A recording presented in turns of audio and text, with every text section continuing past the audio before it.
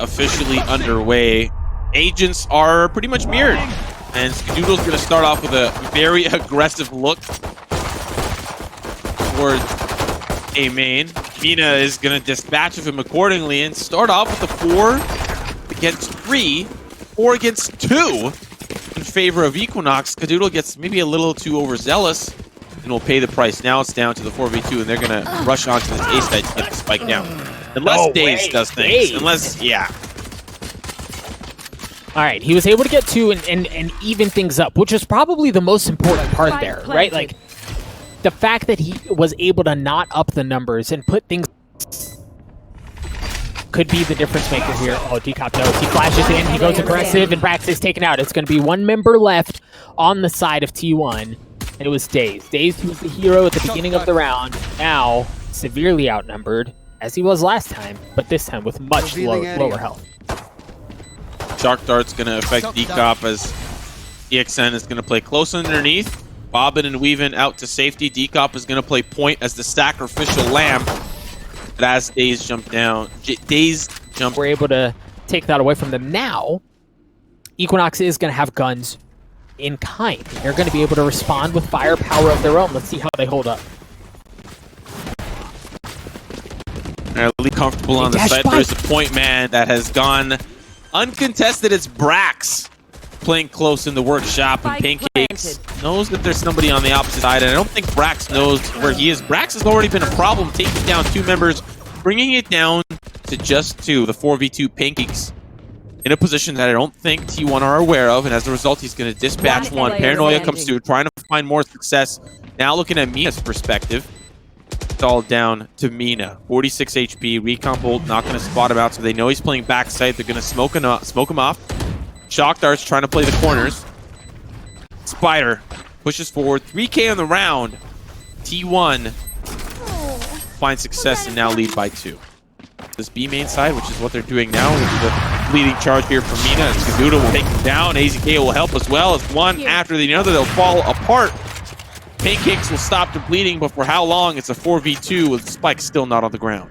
Yeah, and I think the important thing, too, is that he got away with his life. It wasn't just getting that opening pick. It was dashing away, around from the danger, away from the damage. Skadoodle keeps that up and stays healthy. Paincakes, the last one alive in a 1v4 situation. Trying to rotate, maybe try to hold a tight angle. There's still plenty of time in this round, and Simo, if there's anybody on the side of Equinox who could pull off something like this, it would be Paincakes.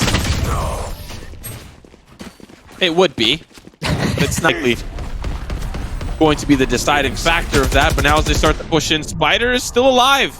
Somehow, some way, he's just pulling back further and further and further, and T1 are like, yeah, we're happy with that. Skadoodle playing up above. Shot's gonna be good. Tailwind to safety. Skadoodle! Are you kidding me? Spike planted. 5v4. T1 up above. Now they're gonna bring the rain. It's still 5v4. Skadoodle just over the edge. You see the Hunter Fury's going to push things away, and Skadoodle's pinging. He knows exactly where he is. Skadoodle's going to get tagged up by the final Hunter Fury shot as the Rolling Thunder tries to wreak havoc onto the side as T1 pull knocks apart. My gosh, it's all the time. They do it again and again. They're so freaking good on this map. Yeah, this is looking. You scared. You poked the bear. Okay. On the side of Equinox. I think they've taken that criticism to the chin like immediately, because I remember against Complexity they really left that middle wide open, but this time we're seeing a little bit of a different look. AZK and Skadoodle went on that B site working in tandem. We're seeing that live. This is down to a 5v2. I was about to say 3. No, I didn't. Now I say 1, as there's 1 player remaining. And jeez, you leave it up to Chef Ramsey. Skadoodle, and I was willing to give it the benefit of the doubt, but I was like, nah. T1 are awake. They're juiced up, they're ready to go, and when you've got Skadoodle and company just walking onto a site free of charge, no service fee required, things are looking very scary for Equinox. But Brax, once again, in a lurking play as we usually see him, he's got to dig his way out of this one. He will not dig. It's Equinox that'll dig him a grave, and now it's a 5v4 retake on this A site. Remember, folks, how insanely important the pistol rounds generally are. So much more when you go into a half down 10-2. T1 wins this. They likely win the next one as well. And then wham, bam, thank you, ma'am. They're at match point. So Equinox has to find a way to hold things off. But how do you when you've got Spyder? The addition of the squad. The last one standing. Oh my gosh, he's got 3. Not able to get the 4th. It's actually Dcop who gets a 4K of his own and is going to defuse the spike. We talked about how important it was for Equinox to win that round. Simo, they did it. Have a huge lead to work with, but for Equinox, you really, it has to be perfect VALORANT from this point forward. They can't afford to make any mistakes. Well, so far they are making some mistakes, as T1 have found some upgrades on the weaponry, and they'll get that spike down on the A side. Still fighting for control of the tree room. Paincakes trying to break it down. That spike is not going to go down, as Equinox will stop it. It's all down to Spyder. And unfortunately, the Spyder is going to get kicked. See it here, and Equinox is feeling the wrath of the loss to complexity. You mentioned poking the bear earlier, and that really does feel like an appropriate way to describe things. Let's see if T1 can get onto the site and get the spike down and put Equinox away on their map. The Rolling Thunder lets Skadoodle in, and Skadoodle takes out Dcop, one of the first members of defense. Equinox just down to 2 members left. T1 looking to put the finishing touches on a Mona Lisa performance on Ascent. Equinox just down to 1. And not around for long. Who else but maps that tends to favor the attack, and Equinox definitely have shown that. 72% as opposed to 33% in terms of rounds won on the attack and defense respectively. So this is going to be a hot and heavy first half. We're seeing Brax play close. He's about to get flashed, but I don't think it actually patches him, as he's still playing close with the frenzy. Sprays down the spike, finds Stu, and he's still alive, as DaZeD will help provide Brax with 3 down to 1 final player. It's cute fat boy, but he will not be singing today. And showers respectively with support from AZK. Then Brax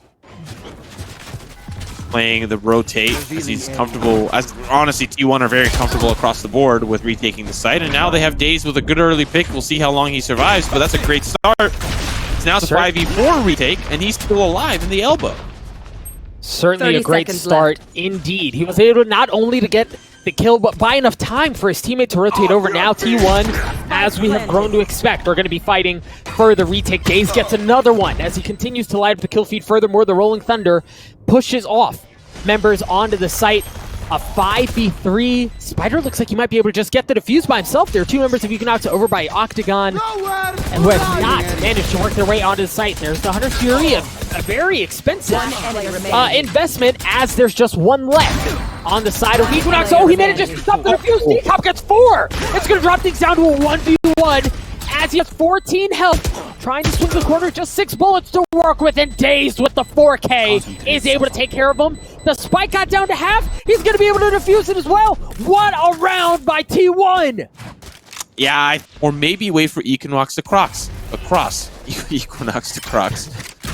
Equinox to cross. But no one crosses, and Skadoodle's just waiting. Once the portal play comes in, we'll see how he acts. But as there's already been a setup from Paincakes, we'll see if this A-side hit's going to work out, because so far it's not. Brax able to take care of Paincakes on the way out. But the thing is about a tele play like this is time is not your friend. So once they've gone through, there's no pulling back.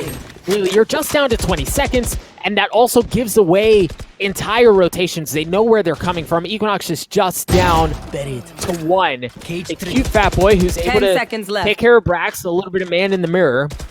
Cypher on Cypher going in favor of cute fat boy, but it's going to go down to time. Equinox is not going to be able to get the spike down. And Simo, again, we saw Equinox as well just did not pan out the way that they had hoped.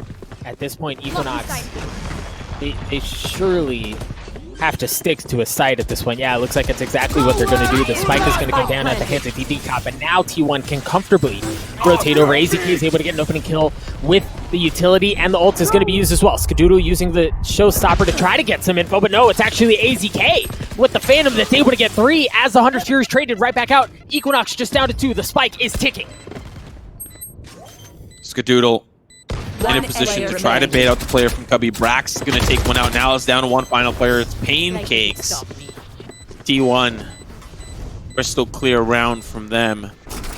Losing 2 members there on the site. A little chaotic. Skadoodle almost loses his neck pace of the match. And if your opponent is playing fast, well then if you're trying to slow things down, you'll have that opportunity to do so. Spyder and company will get paranoid. Nothing will come of it, and now the engagement occurs towards that lamp side. Paincakes will find 30 seconds left. Victory shot, and Spike needs to get planted. 30 seconds left on the clock, and T1 have put themselves in a precarious position, but they'll start to pick apart the defense. Now the spike will very likely go down, but they still have to worry about the members coming around. The APC shot's gonna be good from AZKC's. The ponytail there. Breach tries to hop over, take the shots. Down to one final player. AZK finally lands the much necessary short. They have one in showers as well. The flashes come out, the utilities there as well. You see the Cypher cages and the camera from Cypher to try to keep them at bay. Spyder goes in, gets punished again, but the trade from Skadoodle thinks things up at 4. Spike planted. Spike's down, which means now Equinox have to play the retake. So far, it's not looking so bad. They can't take care of the players in lamps, but Skadoodle's got other plans in store. That's the paint shells that are dropped. It's likely going to do a little bit of damage, and it's down to Skadoodle. Oh, but they have no idea. That was perfect! Well played from Skadoodle, and he's got the HP advantage. The camera's not going to spot him out. It's all down to Cute Fat Boy, and Skadoodle has played this masterfully. Down to the 1v1. Clutch from Skadoodle. As you said, Simo, a pistol round, so you don't expect this really to go the way of T1. 30 seconds left. But you can never count these guys out. Yeah, that's DXN giving away his position. Now as he starts to drop down, he's got to worry. Yep. They were going to be looking down. Well played there. And a paranoid Cute Fat Boy means that, they'll at least get the spike down. That's going to be important to note. Now it's the 3v4. Spike needs to get planted if they want to go. Like you said, it's going to be the crack there from the elbow side, and T1 can't even get the spike down. Well played. Oh, this is not a good look as well. They're going to start to funnel in towards the A side, and Equinox are ready for it, as they've committed everybody. The whole family's here, and they start off with a frag here for T1, but how long will that last?